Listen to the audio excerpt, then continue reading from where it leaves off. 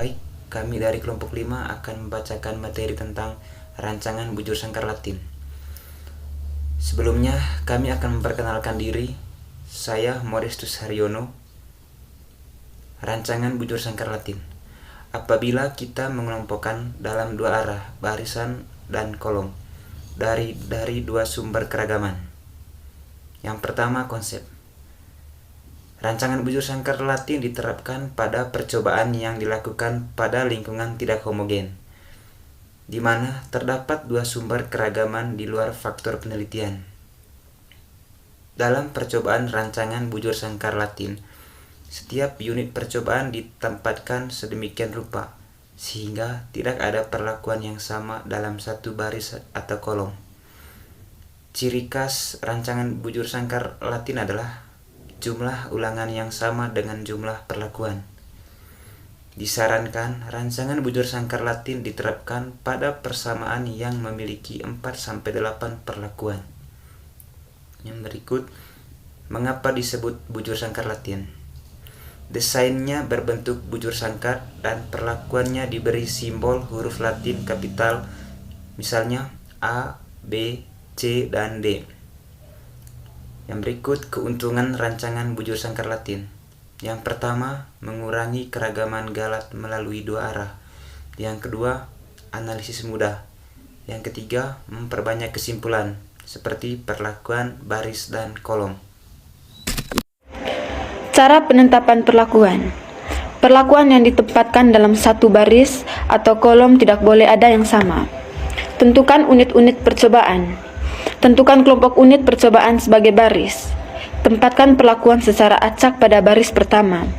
Tempatkan perlakuan secara acak pada baris kedua dengan syarat bahwa perlakuan pada baris kedua ini tidak terdapat perlakuan yang sama pada salah satu kolom. Menentukan mana baris dan kolom.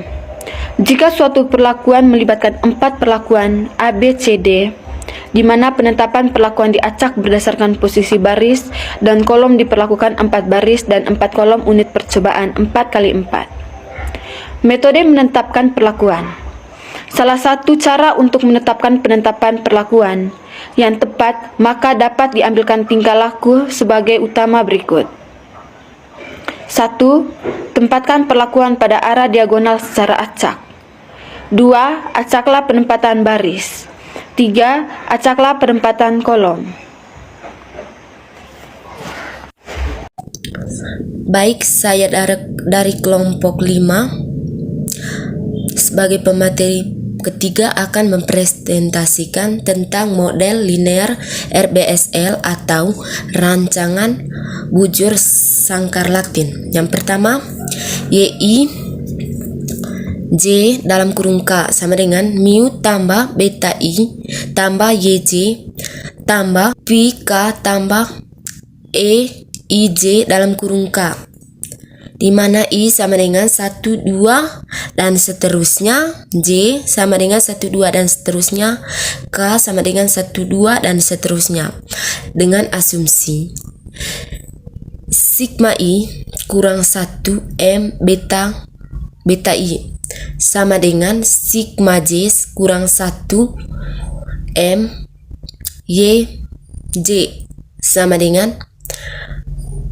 sigma I kurang 1 M mu K PK sama dengan 0, di mana keterangannya YIJ dalam kurung K hasil pengamatan yang dicatat dari perlakuan ke K yang dipengaruhi oleh baris ke I dan kolom ke J. Yang kedua, mu sama dengan rata-rata umum yang sebenarnya. Sedangkan beta I sama dengan efek baris ke I. YJ sama dengan efek kolom ke J. PK sama dengan efek perlakuan ke K, sedangkan EIJ sama dengan efek unit eksperimen dalam baris ke I kolom ke J untuk perlakuan ke K.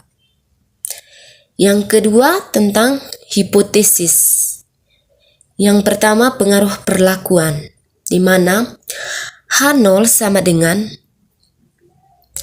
Pi dalam kurung 1 sama dengan titik-titik dalam kurung Pi dalam kurung R sama dengan 0, di mana perlakuan tidak berpengaruh terhadap respon yang diamati. Sedangkan H1 sama dengan paling sedikit ada 1K, di mana Pk tidak sama dengan 0. Yang kedua, pengaruh. Demikian kiranya yang bisa kami sampaikan, kurang lebihnya kami mohon maaf jika ada salah kata yang terucap, dan atas perhatiannya kami ucapkan terima kasih yang sebesar-besarnya.